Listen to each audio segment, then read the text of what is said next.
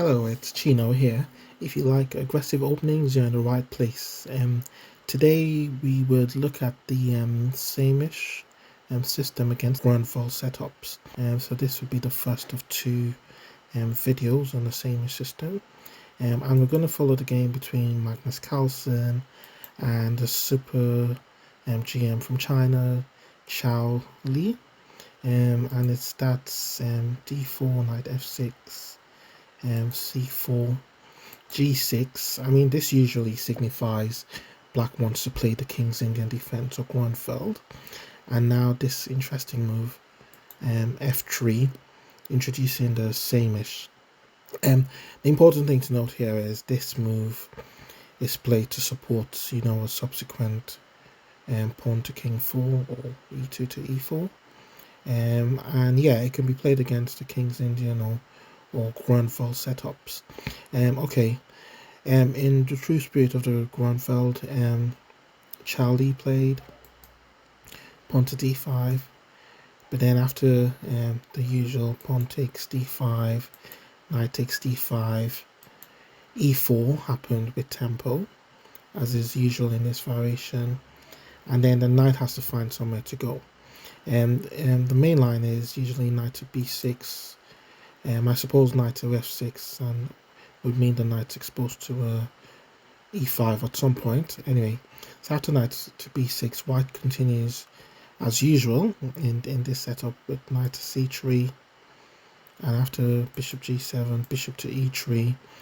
Just trying to solidify this pawn in the center. This is a positional concept, but as we'll see in the game, it usually explodes into a tactical dogfight at some point. And I guess this is the first critical position for black.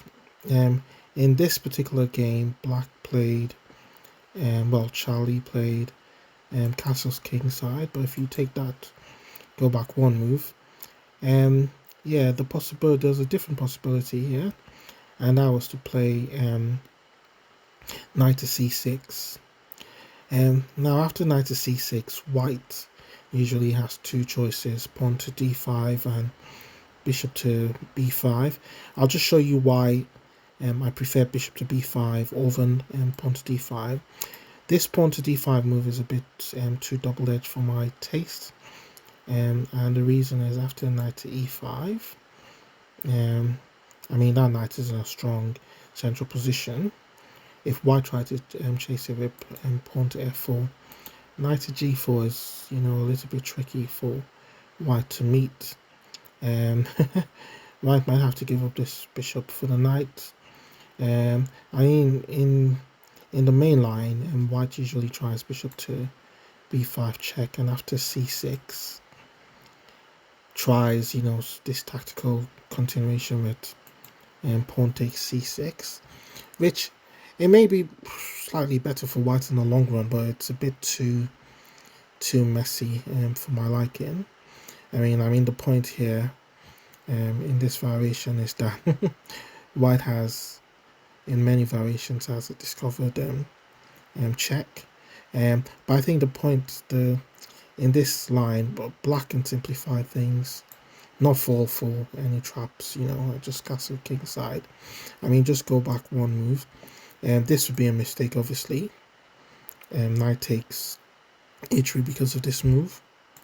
So there's a check, and white's threatening to win the queen at the same time. So this would be a mistake. If the king were to move, then it'll be checkmate, or if black were to block the check. Then after pawn takes queen, with check and rook takes queen. This maybe even bishop takes d7, check first, rook takes d7.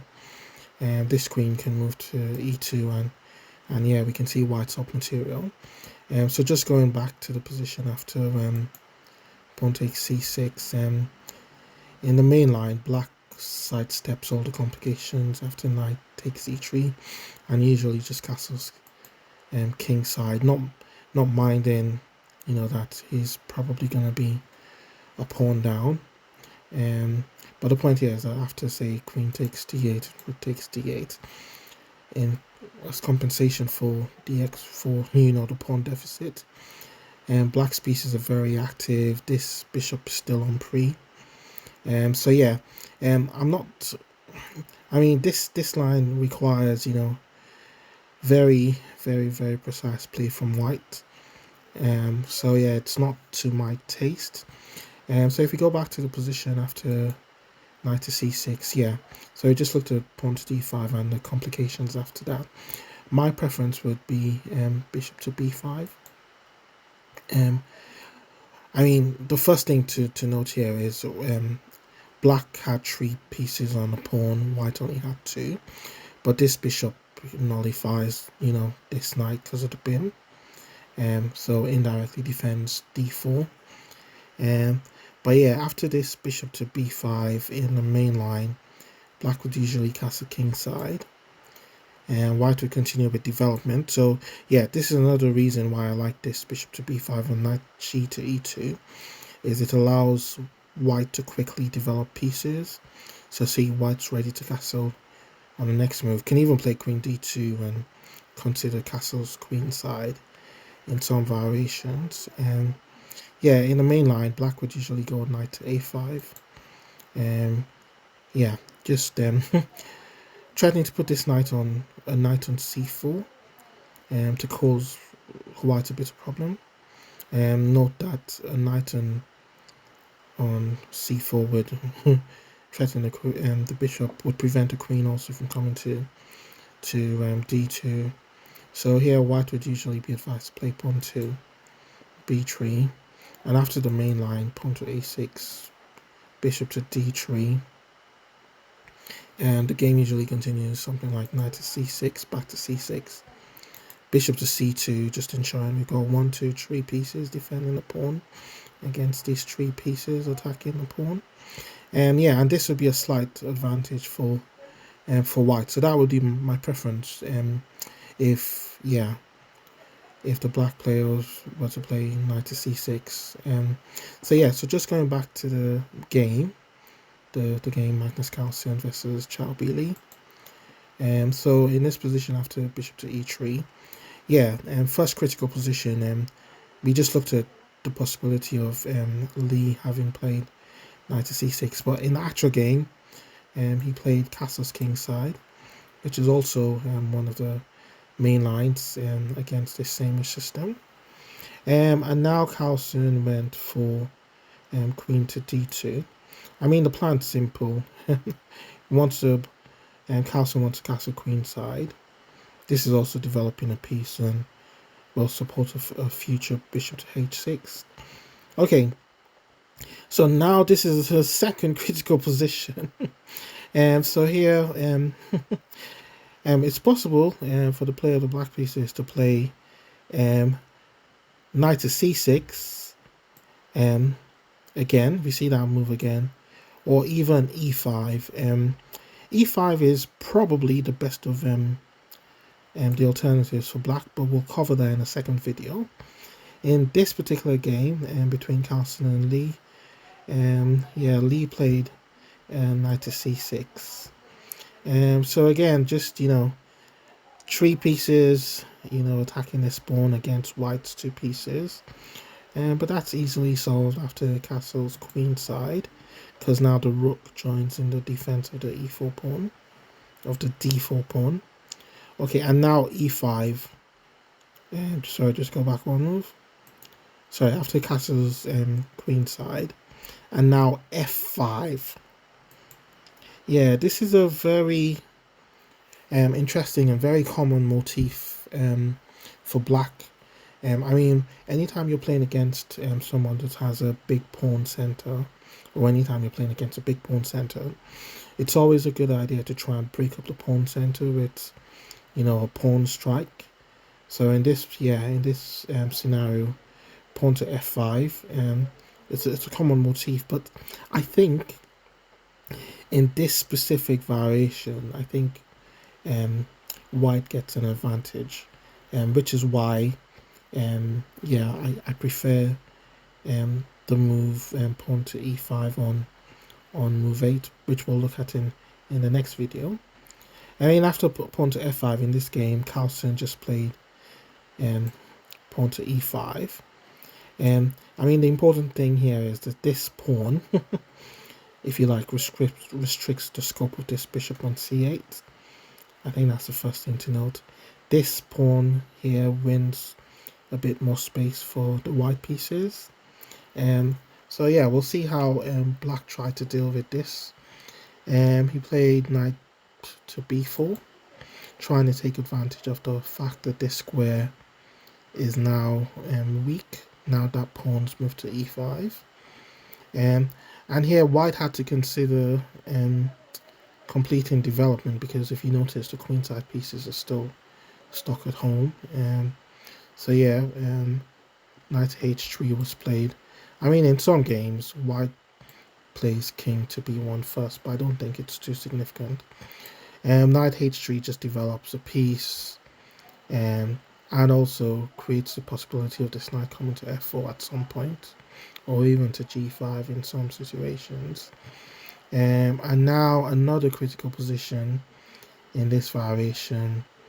Here, Chao Li played queen to e8.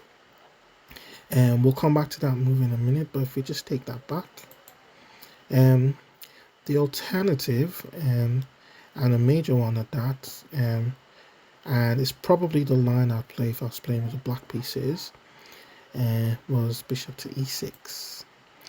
I mean, this is a bit more direct already. There's a pseudo threat of, bishop takes or knight takes a2, because there's two pieces on the pawn. So yeah, white has to do something about it. And in the main line would usually play king to b1. So just defending that pawn a second time. But then black would just continue with queen to d7. Just continue. And if you notice, black's actually slightly ahead in development here. Yeah, the back rank's clear to connect the rooks. White hasn't quite managed that so far, but as compensation has this big pawns in the center and maybe slightly better bishops. I mean, this bishop is blocked by this pawn chain, and this one, yeah, she's only got this diagonal,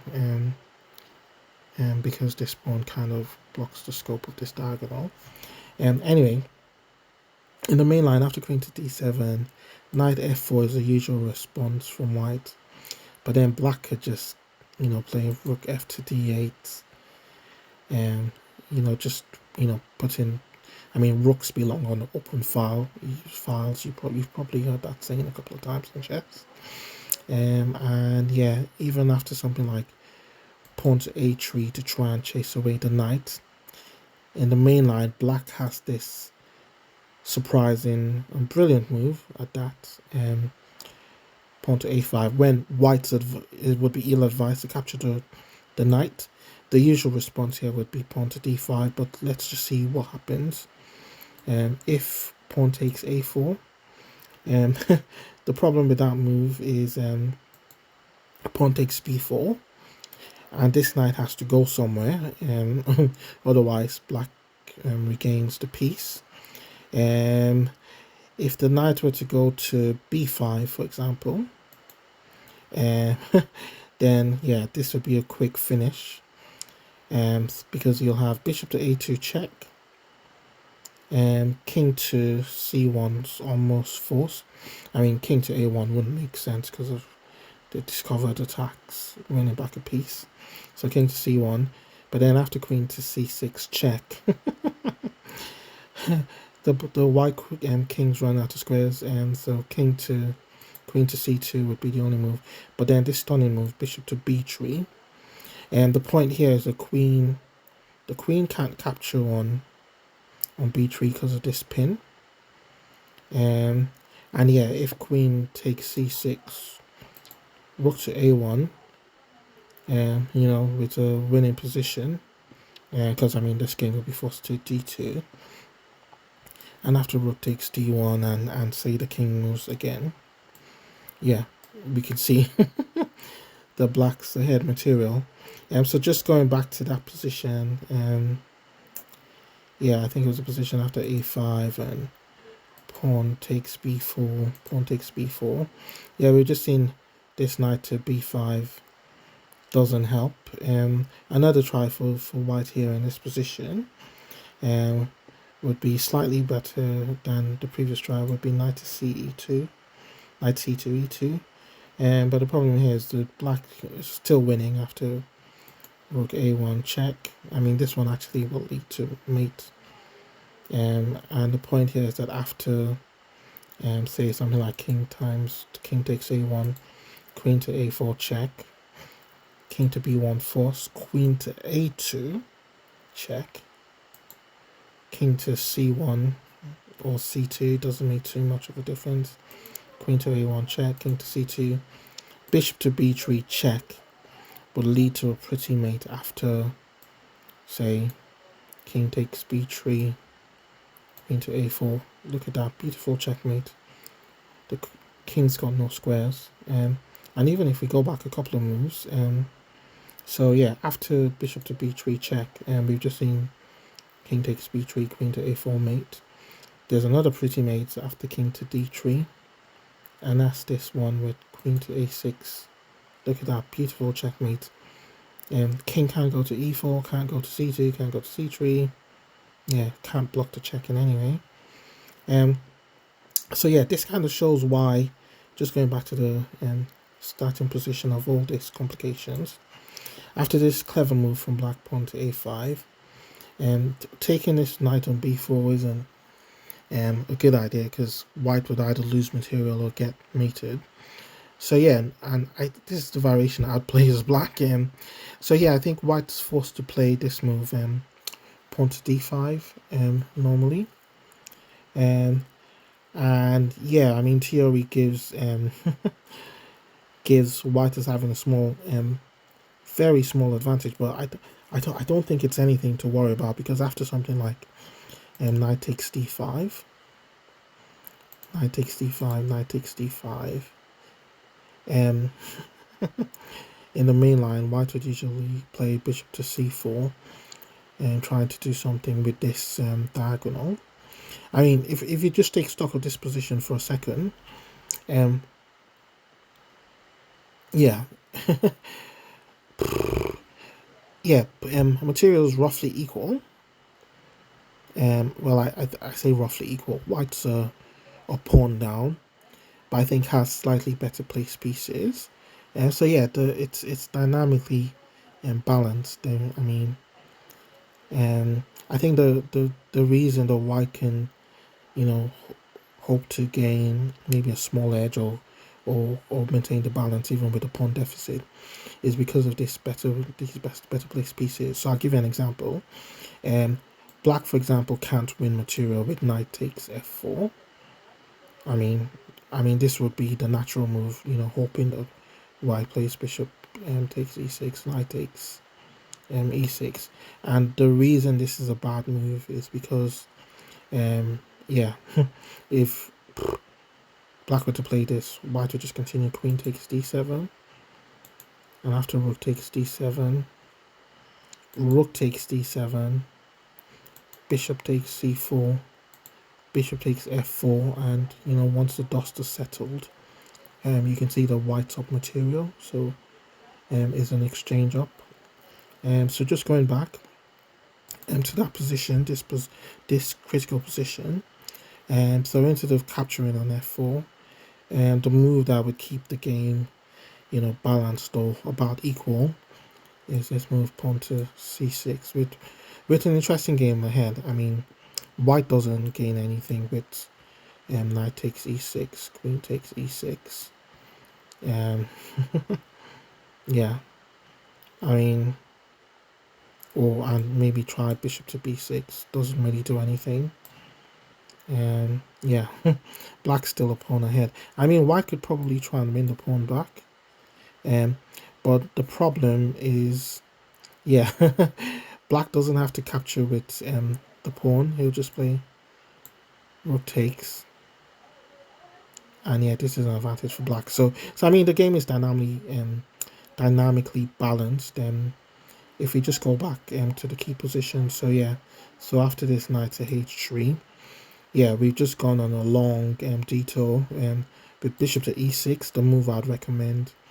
King to b1, defending the pawn, queen to d7, knight to f4, rook after d8, a3, a5, when, yeah, white can't capture this knight because of complications, so we'd have to play something like d5, but then, yeah, after exchanges on d5, yeah, and this c6 move, yeah, this should be roughly equal. So yeah, just going back to the actual game, and we took a bit of a detour here. After knight to h3, instead of this critical bishop to e6, Li played queen to e8, which isn't so bad. It's been played several times as well. But as we'll see in the game, white has a nagging, advantage. I mean, Carlsen played king to b1 first, just trying to get this king to a safer square, and yeah, preventing this bishop from developing with tempo. Pawn to a5, typical standard setup for black in these positions, as we saw in one of the side variations. Now Carlsen tried to complete development with bishop to e2. Yeah, just to connect the rooks. And now c6. So black's position is a little bit solid, but I mean, the key thing to note here is this bishop is restricted by this pawn on f5. The bishop can only ever go to e6.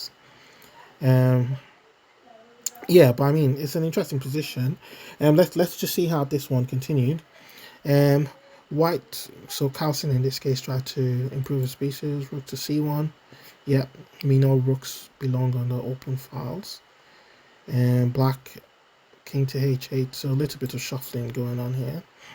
And yeah, in this position, Carlsen played a move that I would say I don't understand, even with the engines. He played king to a1. This is probably some kind of deep concept. If we just go back, analyzing this game with the engines, they show pawn to a3 as actually a better move, and gives white an advantage after the knight retreats to d5, knight takes d5, knight takes d5, and knight to f4. I guess the point here is that, white has better placed pieces, even after knight takes f4, bishop takes f4. Yeah, we see that white has the better placed pieces and has the more natural or easier position to play. I mean, he can continue with pawn to h4, to h5, bishop to h6, etc. Even has the possibility of playing this bishop to c4 to control the diagonal in some lines. So yeah, this was what the engines show as the best continuation for white. But if we go back to the position after king to h8, Carlsen played king to a1, which, yeah, probably is some deep positional concept. I'm not sure. I mean, the king looks a bit safer there though in that corner of the board. But anyway, bishop to e6 was played by Chao B Li. And then here, well, just taking back that move back a second, after king to a1, after this the computer's actually like this knight to d5, showing the position as equal. But yeah, I mean, Chao B Li instead played bishop to e6, which wasn't such a good move, because now knight to f4 develops with tempo, and after queen to f7, h4, we see white's, white is first, in starting his attack on the king side. Now here comes an interesting, so this was probably the idea behind this setup: queen to f7, bishop to e6. I mean, black reckons white wouldn't give away such a good knight for a poor bishop. Just remember that positional concept is if you have a better piece, never exchange it for a worse piece. I mean, that bishop, the only scope of that bishop is on the diagonal because of this f5 pawn. The bishop can't do much on this other diagonal. So here, black played, Charlie played bishop takes a2.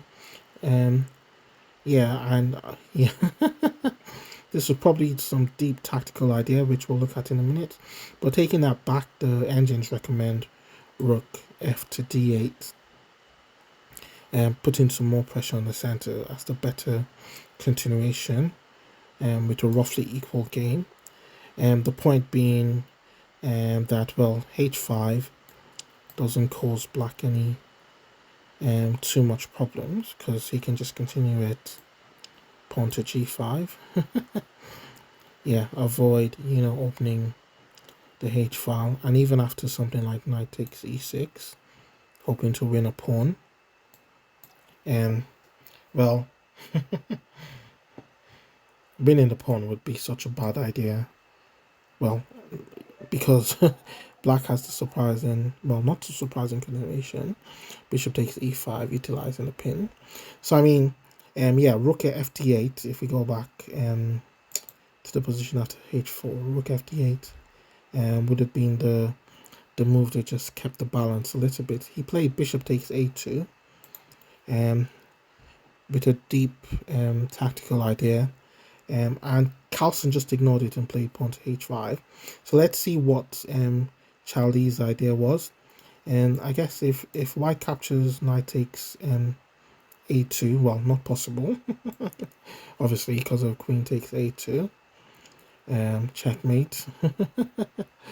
So just going back, so yeah, the idea was, yeah, this bishop is untouchable because of checkmate. But the problem with this move is that it does nothing to stop white's attack on the queen side. So in the game, Carlsen played pawn to h5, and the strong threat already is pawn takes g6, when this pawn on h7 won't be able to recapture because of the pin. So yeah, in the game, Charlie played king to g8. Let's say to see what happens. g5 was the other try, but the problem is this is no longer as good as when the bishop was on e6 and rook on d8. And the point being that in this position, white has so many tries. I mean, a beautiful one is knight to g6. The point being, if pawn takes g6, this would come with check and attacking the queen on f7 at the same time. So yeah, so just going back, so yeah, to the position after h5, Charlie didn't reckon with g5, probably because of knight to g6 and check. So he played king to g8, just taking the king off this h file. But yeah, yeah, this is, things start to heat up here. I mean, white already has a winning advantage because of this attack on the king side. I mean, even though black gained a pawn on a2, the pieces are not well coordinated. I mean, this bishop gets in the way. You know, I mean, this bishop would love to go to, you know, somewhere so queen can deliver mate on a2. But the problem that black has is this white knight on c3 is a very good defending piece. Anyway, game continued. Pawn takes g6, pawn takes g6, pawn to g4. I mean, white's just opening, you know, opening lines against the black king. I mean, Carlsen in this case. And then here, Charlie played bishop to b3. I mean, he's losing anyway. G5 was probably slightly better, but I mean, white's still losing. I say white, black still losing even after knight to h3. You know, threatening to capture one. G5. Anyway, just going back. He played instead of g5, Charlie played bishop to b3. And Carlsen just calmly played bishop to d1, looking to exchange the bishops.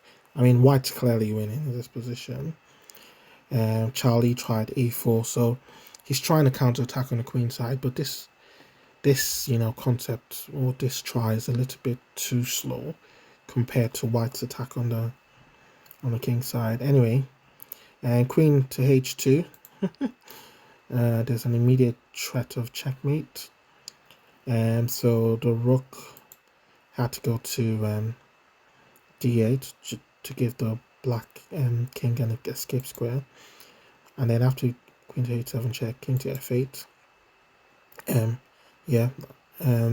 But then here, white, Carlsen continued to press home his attack with pawn to d5. So I mean, if you notice, the thing to notice here about Carlsen's play is he's just opening, lots of squares for his pieces. So he's opening this diagonal so the bishop can threaten the knight on d5. He had played g4 at some point because he was trying to open up, some additional files for his pieces.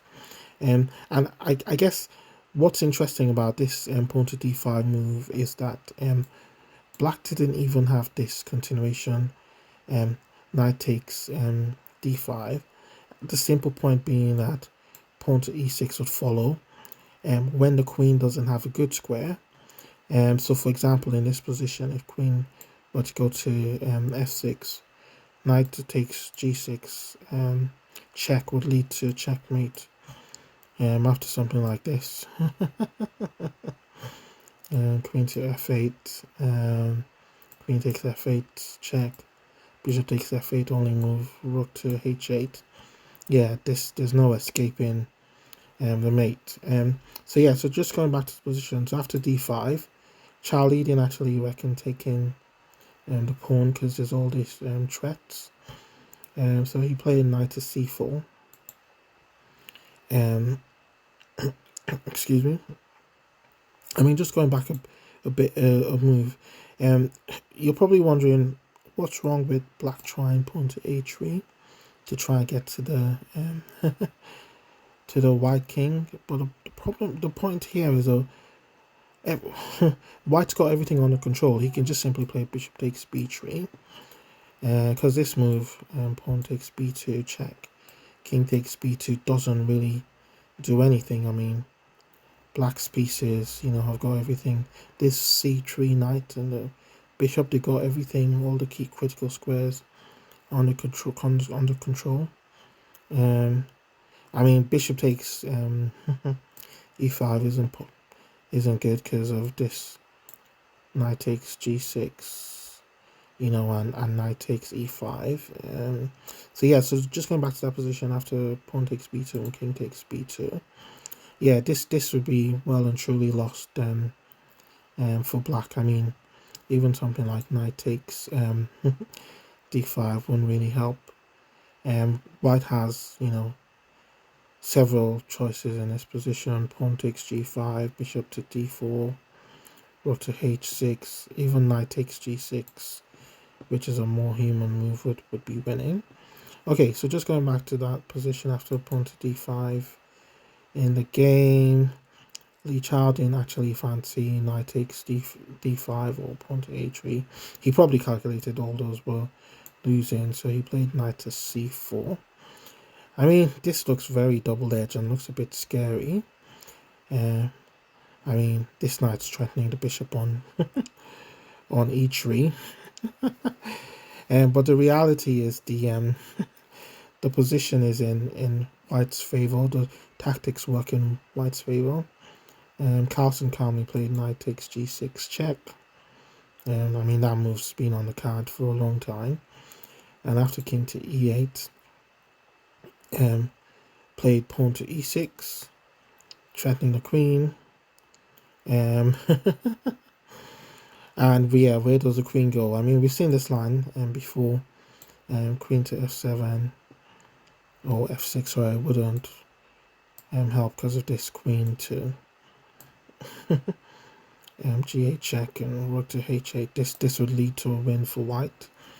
So yes, yeah. So I mean, so just going back to the position after pawn to e6. Yeah, I mean, black is in. Charlie was in deep trouble. In the game, he tried pawn to a3. Sorry, just going back. Yeah, sorry. After this move, pawn to e6. And queen to f6 loses to queen to g8 check. So in the game, he tried pawn to a3 again, and trying to get to the white king. But the point and the problem here was after pawn takes f7 check. I mean, white's won a queen.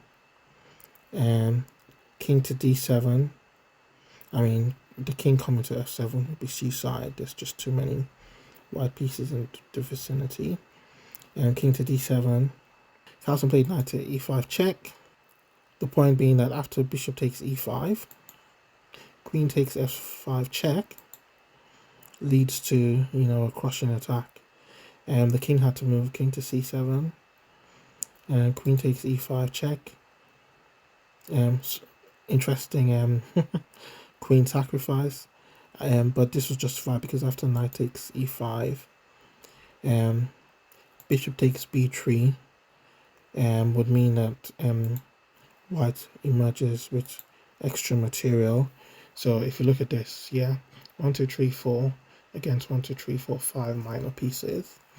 Yeah, and Charlie tried knight b to d3 check first, king to b1, knight takes c1, rook takes c1. But as you can see, white's still up material in this position. And after king to c8, pawn takes d6, and pawn to f4. I mean, yeah, it was clear that white, was well and truly winning. I mean, yeah, I think this is where the game ends in my database. I think Charlie may have resigned here. But let's just see what happens after knight takes g4.